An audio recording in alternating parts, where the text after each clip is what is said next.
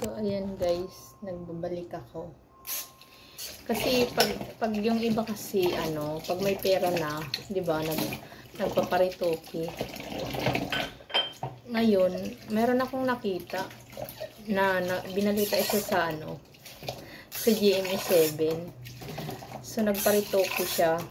Tapos, ayun nga, pagkabalita sa GMA7, may nag-comment. Ang sabi niya doon sa comment, naging kamukha na daw niya si Madam Aure. Napaisip ako baka mamaya pag nagpa-rhinoplasty ako. Kung meron man ako ipaparitoke guys, gusto ko yung ilong lang. Seryoso, ilong lang talaga, wala nang iba.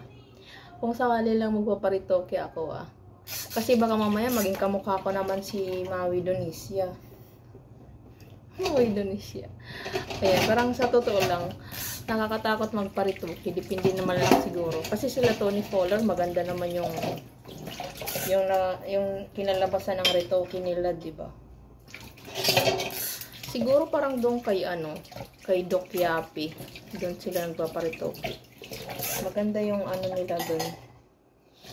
Maganda yung clinic nila. Kasi maraming artista doon eh. Maraming artista nagpaparitoke doon. Tapos papabawasan ko yung puwet ko. Yung puwet kasi nainis ako sa puwet ko, malaki. Kung meron akong pera ipaparitoke, yun talaga gagawin ko. Pero seryoso, nakakatakot magparitoke, di ba? Nakita ko yung babae, maganda naman siya eh. Maganda naman siya, sabi niya nabubuli lang daw siya, nabubuli siya. Tapos umabot na rin ng milyon yung gastos niya. Di ba? So, sana all may milyon. So, ayun nga. Natawa lang kasi ako doon sa sa nag-comment.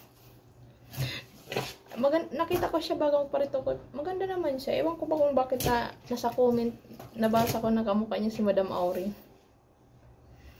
Ayan. Wala, doon ako sa comment natawa eh. Yung nagparitoke, okay naman. May tsura naman siya.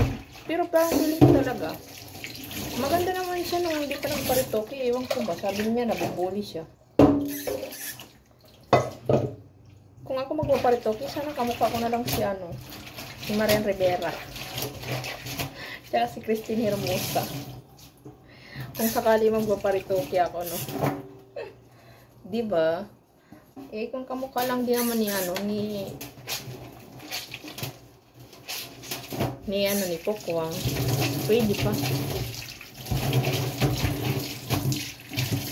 Dahil lang guys, busy talaga ako. Hindi ako magpa-vlog. Pagkatapos ko ngayon maghugas, maglalaban na naman ako. Kasi mamaya gabi papasok na naman ako. Wala na akong load. Kaya hindi na ako nakapag-live.